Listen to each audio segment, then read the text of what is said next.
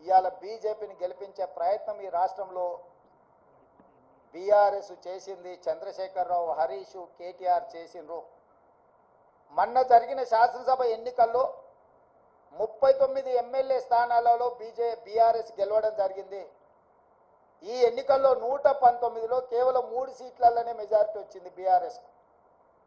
అది సిరిసిల్ల, సిద్దిపేట, గజ్వేల్. అంటే ఈ రాష్ట్రంలో బీఆర్ఎస్ నాయకుల యొక్క ఆత్మగౌరవాన్ని, బీఆర్ఎస్ యొక్క శాసనసభ్యుల ఆత్మగౌరవాన్ని బీజేపీకి కేసీఆర్, కేటీఆర్, హరీష్ రావు తాకట్టు పెట్టిండ్రు. పూర్తిగా ఓట్ల బదలాయింపు, పూర్తిగా ఎన్నికల ఫలితాలను బీజేపీకి అనుకూలంగా మార్చి ఈరోజు కేసీఆర్ కుటుంబము రాజకీయ అరాచకానికి పాల్పడ్డారు. ఇది తెలంగాణ సమాజం అంతా గమనించాలి. ప్రజాస్వామికవాదులు, సెక్యులర్ ఫోర్సెస్ అందరూ కూడా ఈరోజు ఈ అంశాన్ని గమనించాలి అని చెప్పి కాంగ్రెస్ పార్టీ కోరుతున్నది. ఈ రకంగా ఈ తెలంగాణ రాష్ట్రంలో తనంతల తానే అంతర్ధానం అయిపోయి ఈరోజు బీజేపీని గెలిపించడానికి చంద్రశేఖరరావు గారు ఒక దురాగతానికి పూనుకున్నాడు అని అంటే ఈరోజు మనం అర్థం చేసుకోవాలి. కేటీఆర్ గారు నిన్న అంటున్నారు ఫినిక్స్ లాగా మనం ఇప్పుడు బూడిదైన నాయన మళ్ళీ పుట్టేది ఏం లేదు, ఇక బూడిదే మీకు మిగిలింది. ఆ బూడిద తీసుకెళ్ళి మీ బావకు, మీ నాయనకి ఇద్దరికి బుయ్యి ముఖానికి సరిపోతుంది, గాడికి మీ కథ సుఖాంతం అయిపోతుంది.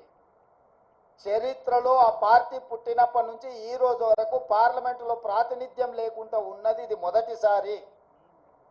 ఇంత అచేతనావస్థలో, ఇంత దుర్భరమైన పరిస్థితి బీఆర్ఎస్కు దాపురించిందంటే చంద్రశేఖరరావు గారి నాయకత్వము, కేసీఆర్ కుటుంబాన్ని ఏ రకంగా తెలంగాణ సమాజం గమనిస్తుందో వాళ్ళిద్దరు ఆలోచన చెయ్యాలి. అందుకే ఈ 6 నెలల్లో మా పార్టీ మీద, మా ప్రభుత్వం మీద, మా నాయకత్వం మీద, మా నాయకుల మీద, ఢిల్లీలో ఉండే అధిష్టానం మీద వాళ్ళు ఎన్నో రకాల ఆరోపణలు చేశారు. ఈ ఆరోపణల నేపథ్యంలో బీఆర్ఎస్కు ఒక గుండు సున్నా ఇచ్చారు తెలంగాణ ప్రజలు. ఇప్పటికైనా చంద్రశేఖరరావు గారు, హరీష్ రావు గారు, తారక రామారావు గారు ఆలోచన చేయాలి. ప్రజలు ఎన్నుకున్న ప్రభుత్వాన్ని 100 రోజులు పూర్తి కాకముందే కోట్లాది శాపనార్థాలు పెట్టడం ద్వారా ఈ ప్రభుత్వాన్ని అస్థిరపరచాలన్న ఆలోచనతో, ఈ ప్రభుత్వాన్ని పడగొట్టాలన్న కుట్రలతో వ్యవహరిస్తే ప్రజలు పూర్తిగా బీఆర్ఎస్ను తిరస్కరించడం జరిగింది. ఇప్పటికైనా ప్రధాన ప్రతిపక్ష నాయకుడిగా రాష్ట్ర అవతరణ దినోత్సవాలలో కూడా పాల్గొనకుండా